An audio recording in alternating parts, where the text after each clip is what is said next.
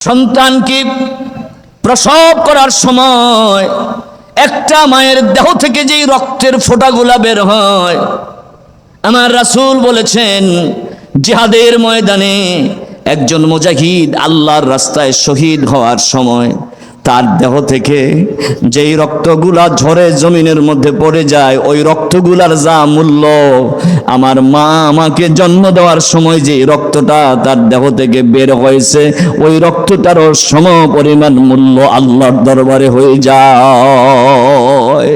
মা এই সন্তানটাকে 2 বছর পর্যন্ত দুধ পান করায়, কত কষ্ট হয়।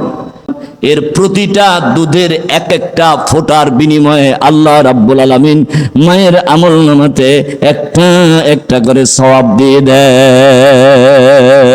সুবহানাল্লাহ। সন্তানের কারণে মা যত রাত ঘুমাতে পারে না, এই সন্তানের জন্য যতটা রাত মা নির্ঘুম থাকে, আল্লাহ রাব্বুল আলামিন প্রতিটা রাতের এই জাগ্রত থাকার বিনিময়ে 70টা গোলাম আজাদ করলে যেই সওয়াব হয়, আল্লাহ মায়ের আমলনামাতে ওই সওয়াব দিয়ে দেয়। আল্লাহর হাবিব সাল্লাল্লাহু আলাইহি সাল্লাম বলেছেন, একটি মা যত মাস পর্যন্ত তার সন্তানকে গর্ভের মধ্যে ধারণ করে, আর এই গর্ভে থাকা অবস্থায় মা যা কষ্ট ভোগ করে, আল্লাহ রাব্বুল আলামিন মাকে এই কষ্টের বিনিময়ে যে 10টি মাস সে সন্তানকে গর্ভের মধ্যে রাখলো, এই 10 মাস একাধারে রোজা রাখলে যেই সওয়াব হতো, আল্লাহ রাব্বুল আলামিন মায়ের আমলনামাতে সেই সওয়াব দান করে দেয়।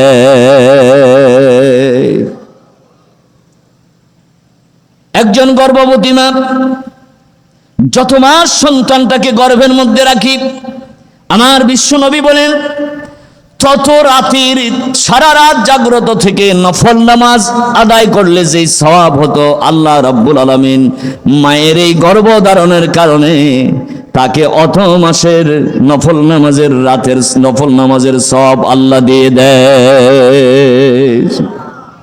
আমার ভাইয়েরা, মায়েরা কত কষ্ট করেন সন্তানকে প্রসব করার সময়।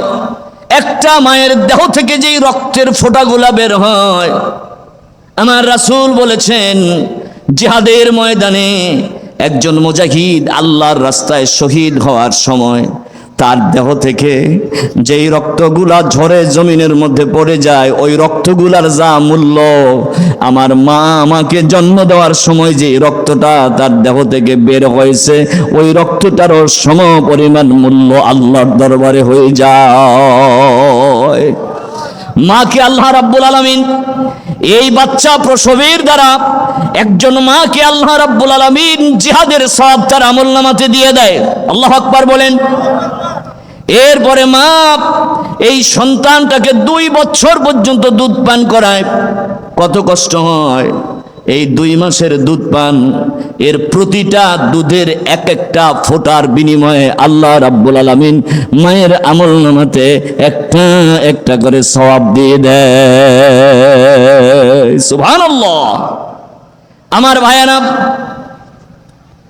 সন্তানের কারণে মা যত রাত ঘুমাতে পারে না, যত রাত মা নির্ঘুম কাটায়, এই সন্তানের জন্য যতটা রাত মা নির্ঘুম থাকে, আল্লাহ রাব্বুল আলামিন প্রতিটা রাতের এই জাগ্রত থাকার বিনিময়ে 70টা গোলাম আজাদ করলে যেই সওয়াব হয়, আল্লাহ মায়ের আমলনামাতে ওই সওয়াব দিয়ে দেয়।